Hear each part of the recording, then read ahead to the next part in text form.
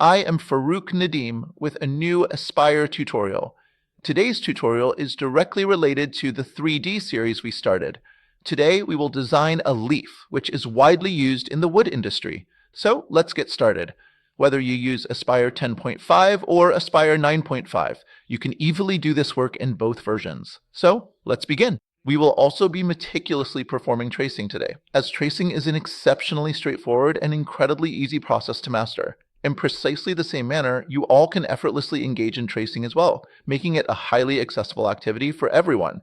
If you desire to meticulously preserve your unique and intricate leaf designs with you for various artistic and practical types of projects, you can securely save your individual leaf files along with all your other cherished and diverse leaf designs, ensuring their long-term availability and utility for future creative endeavors. So here, our file has started to show up. See, when you select and deselect it, its visibility gets affected. So today we will also be doing tracing together. I will first trace one side of it because both sides are going symmetrically. For tracing, the easiest way is the best practice in this particular scenario is to meticulously zoom in on one specific side of the object or area you are working with. Here, as you can clearly observe, there are essentially two distinct and effective ways to proceed. First and foremost, you can readily utilize a straight line as your primary tool. I am currently using this particular line, drawing it precisely from this starting point right here. As soon as you find that this method feels easy and straightforward to implement, I am now simply selecting this very same line in precisely the same manner, ensuring that I am not adding any unnecessary or unwanted curves to its form whatsoever.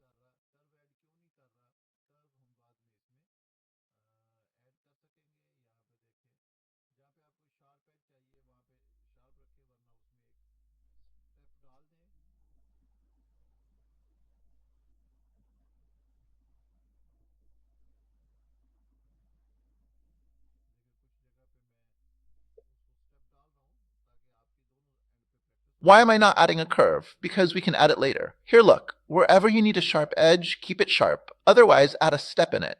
See, in some places I'm adding a step so you can practice on both ends. Like here I can see this. If if the guidelines showing up here are bothering you, you can turn off Toggle Smart Object Snap from here. Similarly, you can also turn off geometry snapping, and then you won't have this problem. After that, you can keep working very easily. Still, the best practice is to work freely on it so these things don't disturb you, because you need to trace it freely.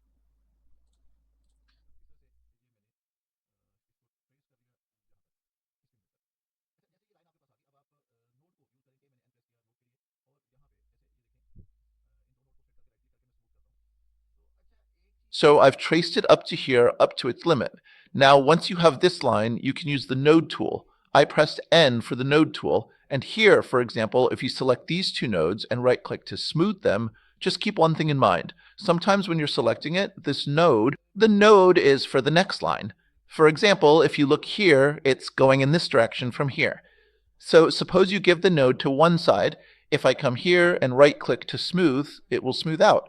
And if I right-click here, it smooths as well. Actually, it's smoothing both sides because the line is long, so it keeps extending and doesn't look right. Over here, the line is short, so that's why it's not showing the same effect. And if you carefully select it, both sides will be smoothly and perfectly smoothed. See, I've precisely set it to smooth here, and this is exactly what it looks like now. In the very same way, if I meticulously set this particular line here and then gently drag this line over, if you select smooth, both sides will become smooth. See, I've set it to smooth here and this is what it looks like. Similarly, if I set this line and drag it over, then smooth this one, you'll see it automatically smooths both. That's because I had already placed this line where I wanted it smooth. Look, as I select this and bring it here, and then right-click right here, it will instantly apply smoothness to it. With a little adjustment to the angles, I can make it smooth here. Now, see on this side, it's the same issue we dealt with earlier. If I come here and right-click to smooth it, you'll see it adds smoothness to both sides. So here, we'll also adjust it a bit manually. Look, one thing you must keep in mind is that it's very important for these to be smooth with each other. If you can't do it like this, then see when you come to the smooth option here, it will automatically smooth it out with the others. In the same way, as we go along, wherever we have double steps, if we pull it out a little from here and right-click to smooth it, you'll see the smoothness is gradually forming.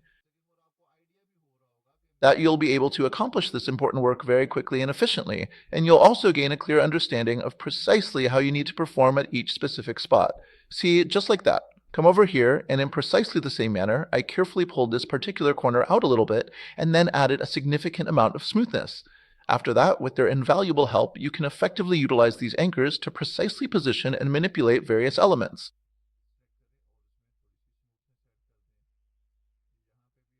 Select them and add a bit of smoothness. If you want to add a little smoothness here as well, I pressed S for that too. Instead of pressing S or right-clicking, if you just press S here from the keyboard, that function will still be applied. I keep showing you repeatedly so you can get an idea of what's actually happening. Look at the back here. I simply pressed S.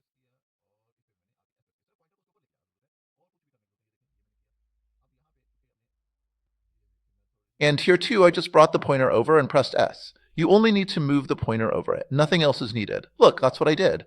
Now here, see, I can give it a little curve here like this. I pulled it out a bit from here, and look, I came here and pressed S, and then I manually adjusted it a bit. I moved it back a little and pressed S. You just need to move your nodes outwards a little so that the curve sets properly. See, like this. I brought it here and pressed S, then pulled it out a bit and pressed S, and pressed S on this one too. I came to this one and pressed S as well. So look, this much work is done here. Now, after you've made one side like this, you just need to move the nodes outwards a little so that the curve sets properly. See, like this. I brought it here and pressed S, then pulled it out a bit and pressed S on this one too. I came to this one and pressed S as well. So look, this much work is done here. Now, after you've made one side like this, you can mirror it and see.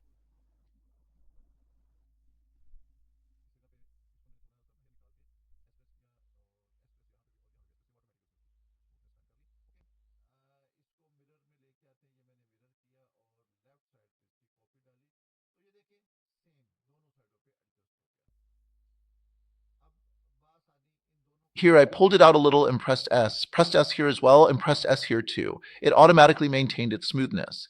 Now let's mirror it. I mirrored it and placed a copy on the left side. So as you can see, it's adjusted the same on both sides. Now after setting both of them, you can press J to join them, or you can right click too. You can join them like this. So now you see both ends on this side and that side are joined together. So we've created and saved its outer profile. Now, since we want to create a 3D effect, what do we need to do for that? How will we go about it? That's one thing. Another thing, look here. The design I just made, I want to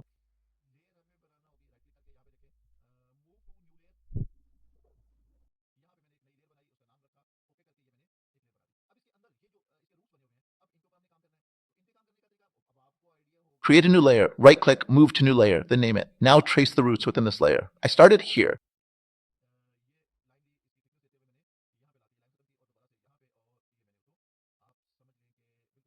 I took this line, considering its thickness, and ended the line here. Then, again, I started here. You can think of it as bringing it very close and leaving it here. Actually, this is better. Look, this is better. I placed one point here, then another point there. Now, unpress it. I called it smooth, and this is what I did to make the line a little smoother, to make it a root. Okay, one is that you make it with a node. That is another line or another Control C, Control V. I took it out here a little bit, and the node, chops the du me, remained a outro for a potato video. C'est toi ces extraits pris li how it need dip design past keepers. Combine the cinemata de cette video et au regarde, et les mouvements tool. Then I selected both of them, this one, and we have the join command available. And here inside join, we have join close. Here we have join close vector with a smooth curve. So look, as soon as I select it, it applies a smooth curve here. In the same way, if I do it again with the other two, it also applies a smooth curve there. So you see, it automatically creates a smooth curve. Just like that, this curve here. I'll meticulously mirror this entire design to the opposite side, just like I I carefully did this particular step, and you can effortlessly drag it over here to precisely adjust its position. And look closely. Now we will definitely need to introduce a significant bit of visual difference here by skillfully utilizing rotation. See, this distinct line has clearly appeared. We absolutely have to perform the exact same procedure at the bottom section as well. You can also accomplish this task quite effectively using the specialized arc tool. Look, I have already completed. Here, I placed this arc. Now, after copying it with Control-C and pasting with Control-V, I made it just this much here. Now look, make sure it doesn't get too wide because you also need to maintain the beauty of the design. I brought it closer to this. Now you have to keep comparing so that both things align with each other. I placed this arc here. Now after copying it with Control-C and pasting with Control-V, I made it just this much here. Now look, make sure it doesn't get too wide because you also need to maintain the beauty of the design. I brought it closer to this. Now you have to keep comparing so that both things resemble each other. Don't want it turned into something else.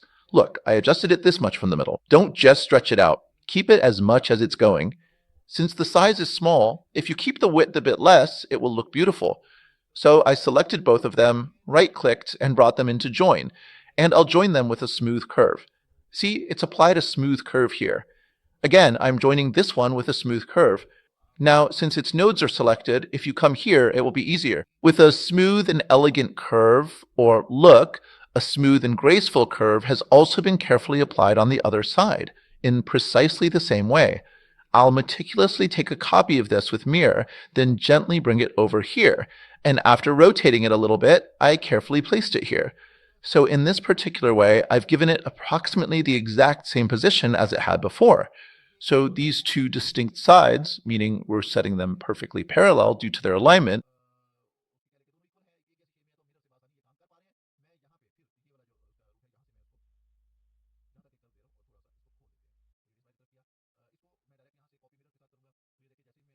you could say that both are equal, they have the same shape, so using the mirror makes this task very easy for us. Now here, this root part, I'm giving it a curve from here to here, and let's open it up a bit towards the radius. If I copy this directly with mirror from here, then look, as soon as I mirror it, I'll use the arrow key to move it a little. Move it outward like this, see? After moving it, select both, and here I used the smooth curve tool twice to join them, which created the shape. That's all I did. Now for the outer part, this root here, this section, move it outward like this, see? After moving it, set both of them, and here I used the smooth curve tool twice to join them, which created the shape. That's all I did. Now for the outer part, this root here, this section, let's design it. To design it, you can use the arc tool or the line tool. Both options work here. See, I designed it like this, and in the same way, I took one curve here and another curve here, and positioned them accordingly. So two curves were used here. Now, I could add a third curve here like this, or if I close them, it will become too big. So what I'm going to do is bring it close to the edge here and position it like this.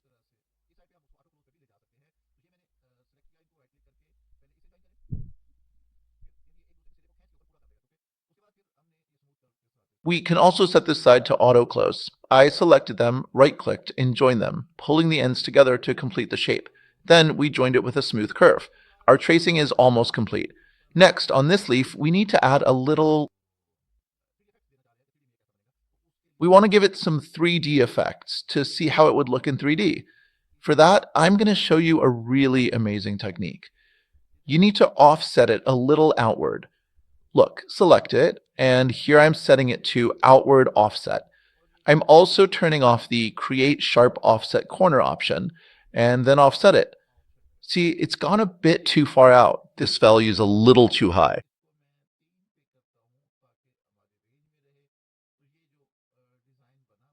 I'm setting it to 3, so it stays within our range. So the design that's been created is right in front of you. Now let's move it down a bit so that the selection stays within our canvas. See, after doing this much, close it and go to modeling. Here, let's open a double window so you can understand both views better. Looking at it, first, you will want to carefully select the outermost boundary that we have meticulously created. Then, proceed to the Shape menu or panel. After successfully navigating into the shape settings, you should precisely set its base height to a value of 0 here within the curve profile section, and subsequently set its overall height to exactly 4.5 units. Following these adjustments, it is crucial to apply the scale to exact height function to finalize the process. As soon as you apply it, you'll see that the shape appears like this. Let's reduce its angle a bit. Notice the more we decrease it, the smoother it gets. So if I keep it with a limit, look at this. Then, as you apply it, you can see that the shape forms like this. Let's decrease its angle a bit. See, the more we reduce it, the smoother it becomes. So if I keep it with a limit, look at this. The shape will form in this way. But if I do it without a limit, the shape will form like this. Now, keeping this design in mind, you have to do all the work. See, this doesn't meet our requirement. Here, I'm going with scale to exact height, and I'm going to reduce its height a bit. I'm setting it to 2.5. When you apply it, this is what you'll get. See, now its shape is a bit smoother. The thickness has also been added, and it's smoother too. Okay, now we have an option here called tilt. Look, as soon as I carefully and precisely use the tilt option right here on this particular interface, how much exactly do you genuinely want to tilt it? You can clearly observe, see, it is now visibly and distinctly tilted. Anyway, this specific tilt is currently positioned on the inside, set at a precise 10-degree angle. From this point, we can further adjust and refine the settings, exploring additional possibilities and fine-tuning the exact orientation to achieve the desired visual outcome, allowing for a more comprehensive and detailed manipulation of the perspective and overall presentation within the given parameters.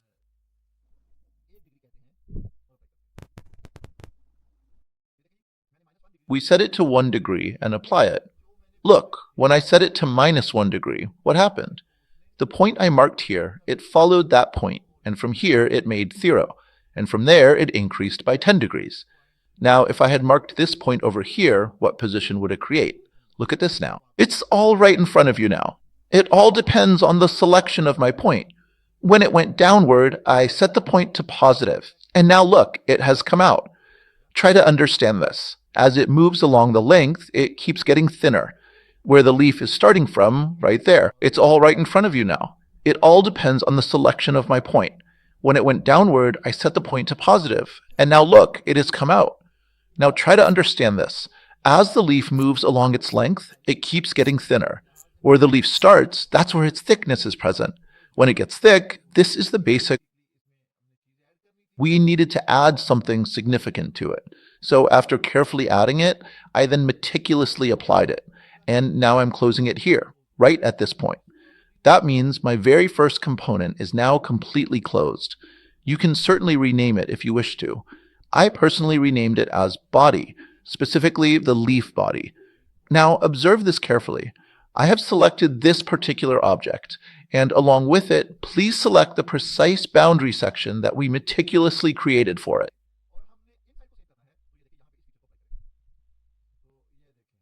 And we need to save these sides. So look here, apply this feature here, and see, this thing has been created.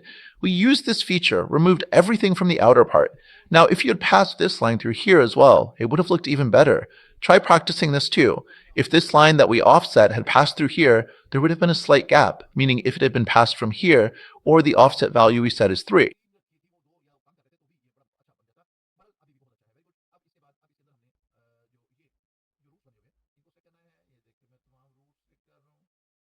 If we set that offset to 2 or less, it would have turned out better. Still very good. Now select these created roots inside. Look, I'm selecting all roots.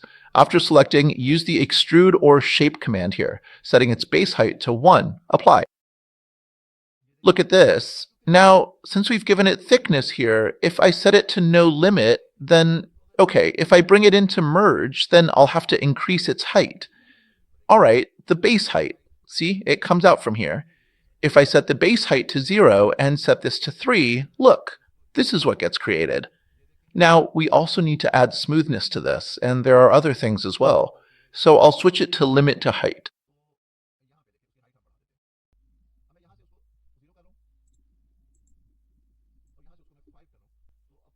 So here, look, we increase its height. Now I'm setting this to 0 from here, and setting this to 5 from here. After applying it, look, This is what has been created. See this?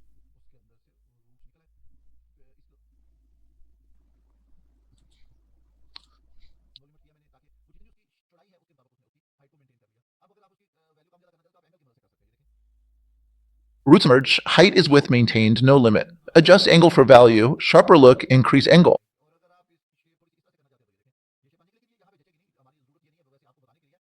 So this is what will be created. And if you want to shape it a little like this, see this shape will be formed, but it won't really fit here.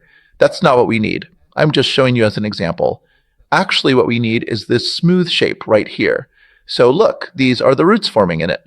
Now I'll close this and come out, and after that, let's shape this part here. Again, I'm taking it to the shape tool, taking it to the shape.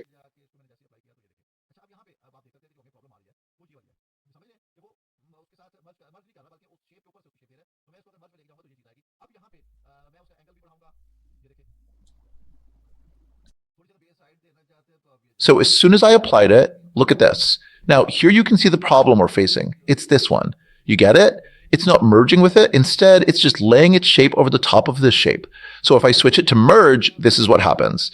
Now here, I'll also increase its angle. See, if you want to give it a little bit of a bevel, you can do that now. Look, you can add a bevel so that since the main root, the main link is now connected with it. See, it's made with it.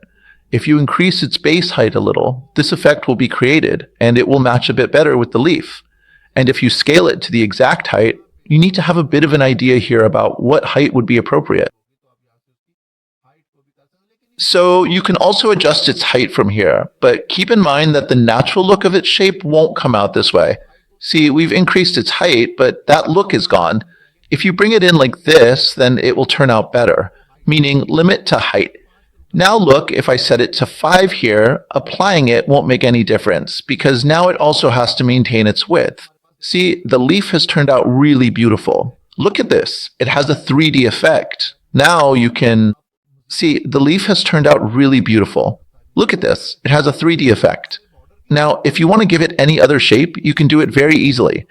If we need a border around it, if we need a border outside of it, then you have to select this same border. Go to Drawing, use Offset, and give it an inside offset. If you offset it by 1, see, now you have a border of 1. Now, what you need to do is extract both of these objects, and then go to Modeling and extrude the shape again, giving it whatever angle you want. Here, I'm setting its base value to 0. After setting the base value to 0, look at this, its height. Now here, I'm setting it to no limit. As soon as I set it to no limit, a very minor effect will appear on it, just as wide as its width.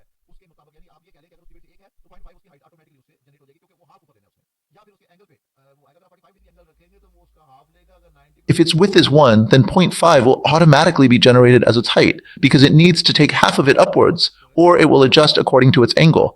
If you set the angle to 45 degrees, it will take half. If you set it to 90, it will almost match it.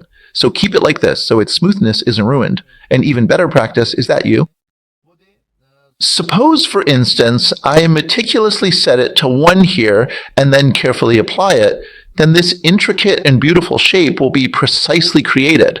See, it's truly a very beautiful and aesthetically pleasing design. And if you thoughtfully come to this specific position here and accurately give it the exact numerical value of 0.5, it will gracefully rise exactly to that 0.5 mark. So this is also a really good and versatile option. I can conveniently rename it to Leaf for better identification.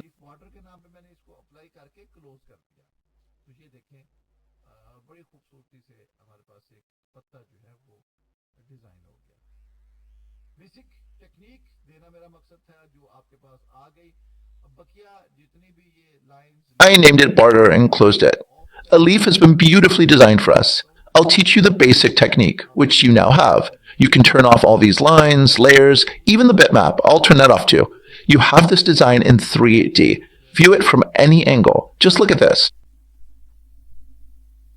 Viewers, I hope that today's session will also be very useful for you. In this, we learned how to make a leaf and how to create its roots inside it. I've given you a basic concept, and now everyone can design it according to their own expertise. That's it for today's session. Hope today's session was useful. We learned to make a leaf and its roots. I've given a basic concept, now design with your expertise. Today's command was shape related. Use the shape tool for its form and the new tilt option below it. Using the tilt option, we created it and gave it a boundary. One more thing I'd like to add, we have a smoothing option. If you feel there's too much sharpness, you can smooth it out. But before that, you'll need to go back. So one thing is that you need to go back properly, and I've mentioned this a couple of times in the group. Using the tilt option, we created it, then gave it a boundary. One more thing I want to add, we have a smoothing option. If you feel there's too much sharpness and it looks overdone, you can smooth it out. But before that, you'll need to go back. So what does it mean to go back? We've discussed this a couple of times in the group. Let me tell you a little about the back feature as well.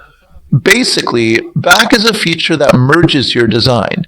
For example, here we added 25% smoothing. If I want to remove it, you can see the smoothing option has been removed. So at this point, we set a level, and within this level, we created 4 components. These 4, with the help of these components, we designed this leaf. Our practice is based on this. If I turn off any one component, it will be turned off. But sometimes, for example, if I remove the leaf body, the whole set drops down to the ground because I made all the parts separately. So here, you can see everything has merged together, but now we want... So I don't want separate components. I want the whole leaf to go there as one, so I can work on it easily. I shouldn't have to worry about missing a component or leaving something behind. So what do we need to do for that? For this, we have the option of bake. Here I selected all the components by holding Shift, and when I click on Bake here, all these components will be baked into a single leaf body. Now this is final. You can't go back and edit any single part of it, but the benefit you get is that now you can take it anywhere you want. For example, if you want to move it somewhere, you can see here that we're copying it. After copying, I open a new Aspire file and paste it here.